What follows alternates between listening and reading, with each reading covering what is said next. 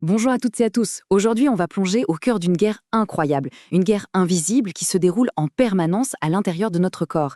C'est le combat de notre organisme contre les infections. La grande question qu'on va se poser est la suivante. Comment notre corps fait-il, sans même qu'on y pense, pour se défendre contre des millions de microbes qui essayent de nous envahir à chaque seconde? C'est ce mystère qu'on va essayer de percer ensemble. Alors, voici notre plan d'attaque pour comprendre tout ça. D'abord, on identifiera les fameux envahisseurs invisibles. Ensuite, on verra comment le corps sonne l'alarme, puis comment l'équipe de nettoyage intervient. On parlera aussi des renforts médicaux, et enfin, on abordera un gros problème actuel, la résistance, avant de conclure sur cette bataille de tous les jours. Allez, c'est parti pour la première partie. Pour bien se défendre, il faut d'abord connaître son ennemi. Alors, qui sont exactement ces envahisseurs invisibles qui nous entourent? Premier mot de vocabulaire super important à retenir. Pathogène. Attention, il faut bien comprendre que tous les microbes ne sont pas méchants. La plupart sont même nos amis. Mais les pathogènes, eh bien, ce sont eux qui peuvent nous rendre malades. Disons que ce sont les méchants de notre histoire. Imaginez que votre corps est une sorte de château fort imprenable. Sa première muraille, c'est la peau. Mais que se passe-t-il si cette muraille est abîmée? Une petite coupure, une égratignure, et voilà, c'est une brèche. Une porte d'entrée parfaite pour les pathogènes. C'est comme ça que l'infection commence. Bon, l'ennemi a réussi à entrer. Est-ce que le corps abandonne? Pas du tout. Au contraire, il déclenche immédiatement une alarme générale. C'est la toute première ligne de défense et on l'appelle la réaction inflammatoire. Et tenez-vous bien, ce n'est pas une découverte récente. Il y a presque 2000 ans, un médecin romain, Celsus, avait déjà tout compris. Il a décrit les 4 signes de cette alarme en latin: rubor, calor, tumeur, dolor. Et ces 4 mots, vous allez voir, décrivent parfaitement ce qui se passe.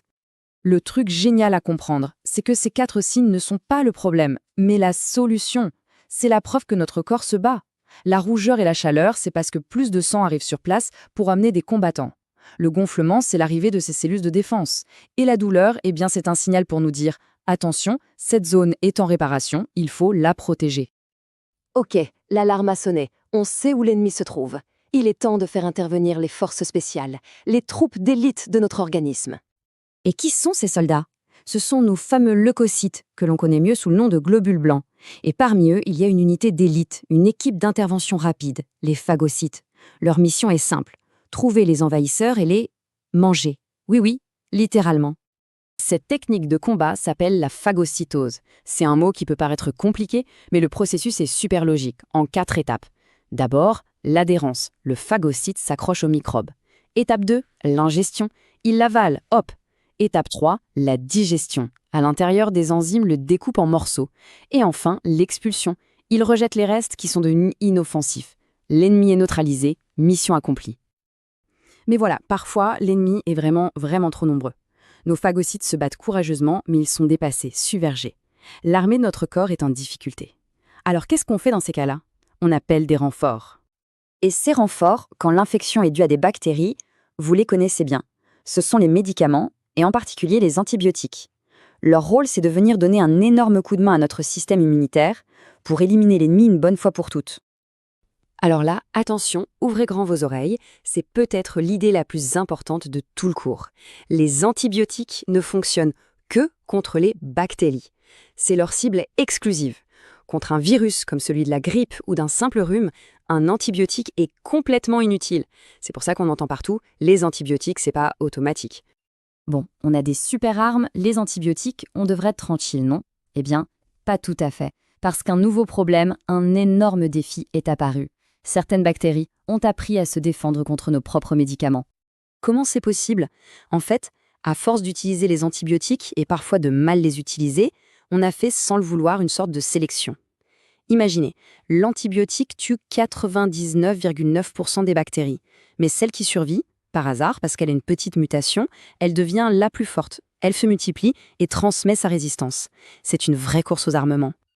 Allez, un peu de pratique. Analysons ensemble ce tableau. C'est ce qu'on appelle un antibiogramme. On voit que pour le streptocoque A, les 2 antibiotiques fonctionnent. Super. Mais regardez le streptocoque B. La pénicilline n'a plus d'effet. Ça veut dire que cette bactérie est devenue résistante. Et bien sûr, tout en bas, pour l'adénovirus, comme c'est un virus, aucun antibiotique ne marche. Ça illustre parfaitement le problème. On arrive à la fin de notre mission d'aujourd'hui. Il est temps de faire le bilan, de résumer tout ce qu'on a appris sur cette bataille incroyable qui se joue en nous chaque jour de notre vie.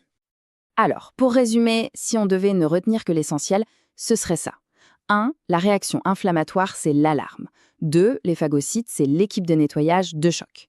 3. Les antibiotiques, ce sont des renforts, mais uniquement contre les bactéries. Et 4. La résistance des bactéries est un vrai danger pour notre santé à tous. Et tout ça, ça nous amène à une dernière question. Une question pour l'avenir. Cette guerre contre les microbes est aussi vieille que l'humanité. Mais maintenant que les bactéries évoluent et résistent à nos armes, quelle sera la prochaine étape? Comment la science va-t-elle innover pour qu'on puisse continuer à gagner cette bataille? C'est tout l'enjeu de la médecine de demain. Et voilà, ce cours est terminé. J'espère que ça vous a plu et que vous avez appris plein de choses.